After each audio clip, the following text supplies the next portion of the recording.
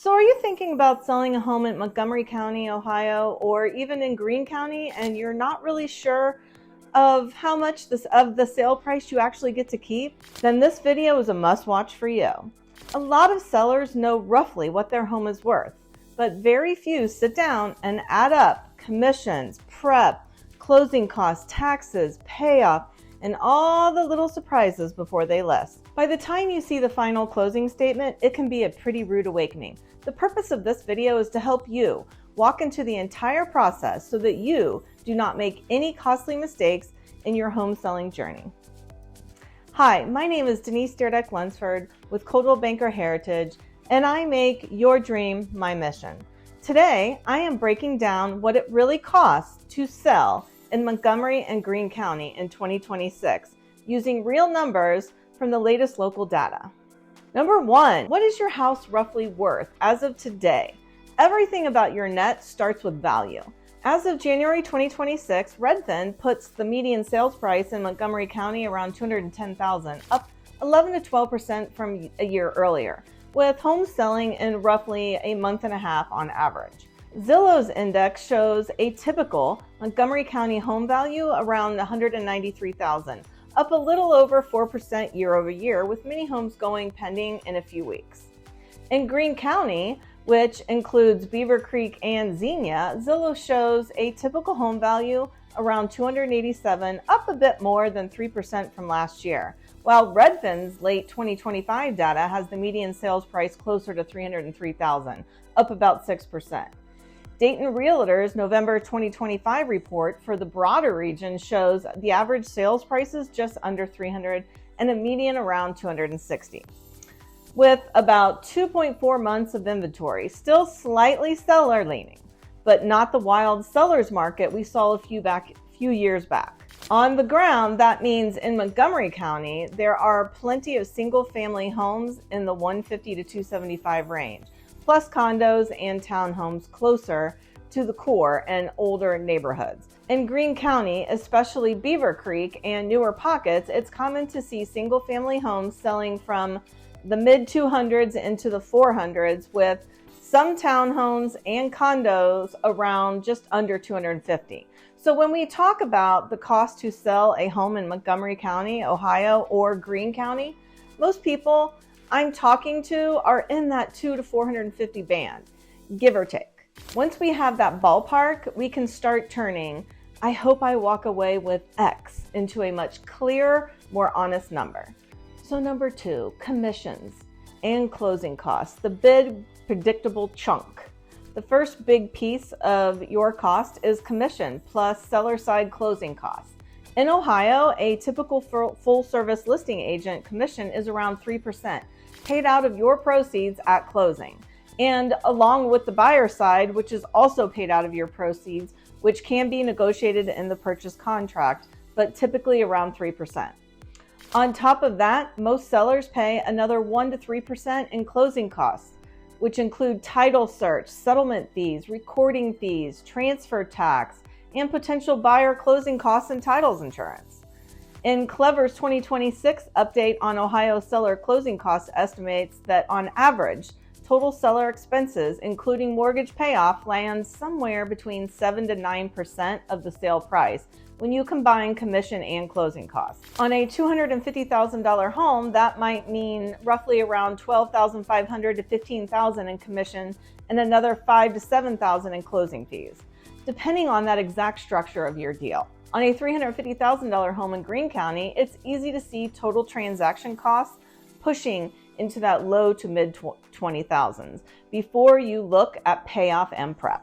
So what sellers pay at closing in Greene County and Montgomery County often include commissions around 5 to 6%, title services, county and state transfer tax, recording fees, settlement fees, and title insurance if the buyer is negotiated. Any agreed upon credits to the buyer, for example, repairs as well. This is why I don't like to pretend that reducing home selling costs is just about shaving half of the percent off the commission. Yes, you can sometimes negotiate, and yes, you should understand each fee. But the bigger win is making sure the process, the pricing, and the marketing are strong enough that you actually get top market value instead of saving $3,000 on commission while accidentally leaving $20,000 on the table in the price. What I personally do for all my clients is create what we call a net sheet, which will lay out all the fees, let you see first and foremost what your potential bottom line will be before making any decisions. Third, prepping, staging, and the sneaky out-of-pocket items. So next we're going to talk about the costs that don't show up on the settlement statement, but still come straight out of your bank account. The prep work, the repairs, and the staging. These are classic hidden fees when selling your home, not just in Montgomery County, but anywhere for that matter. And this is something a lot of folks forget to budget for. Before your home hits the market, there's almost always a punch list. That might include patching drywall, repainting a few rooms in neutral colors, tightening loose railings, cleaning up the landscaping, and getting the HVAC serviced. For most typical single-family homes in our area, a realistic prep range is anywhere from $1,000 to $5,000. Homes that have been carefully maintained can be closer to the low end. Homes that have some deferred issues or more dated finishes may need a little more. Staging is a separate question. At the simple end, you can stage yourself by decluttering, rearranging furniture, and adding a few fresh touches like new bedding and towels. If the home is vacant or your furniture doesn't show the space well, you might want to bring in a stager to partially or furnish key rooms. In this market, professional staging packages typically run anywhere from $500 for the lighter consultative work up to $3,000 or more for the full staging on a larger place. Pre-listing inspections are another line item to think about. Not necessary. A standard home inspection in Ohio tends to cost anywhere from $300 to $700. Getting one before you list is optional, but it can help you avoid any surprises when the buyer's inspectors come through. And it gives you some control over which repairs you handle and what you must disclose. Finally, there are carrying costs. While your home is on the market, utilities, lawn care, snow removal, HOA dues if you have them. If a property takes 45 to 60 days to close and you move out early, that's extra month or two of expenses that feel invisible until you add them all up. This is where we can get practical about how to reduce home selling costs. Focus your money on the handful of things that clearly improve first impressions. Paint, curb appeal, obvious repair items, rather than gutting kitchens or chasing every possible upgrade. So number 4, taxes, payoff, and the not so obvious money. Now let's talk about the pieces that aren't actually fees, but still impact what you walk away with. Property taxes, mortgage payoff, and potentially capital gains. When you close in Ohio, taxes in both Montgomery and Greene County are prorated between you and the buyer based on your closing date and the type of proration, whether short or long, that you agree upon in the contract.